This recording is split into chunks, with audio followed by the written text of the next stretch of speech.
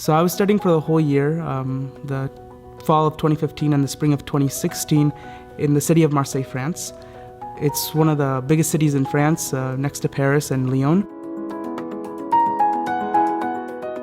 I didn't stay for the entirety of the trip in Marseille, France.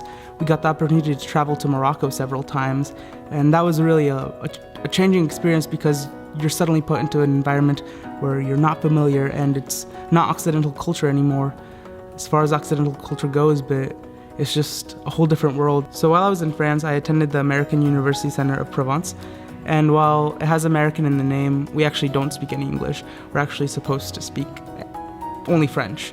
At least, I mean, you can't be unreasonable, but I spoke French for most of my time there.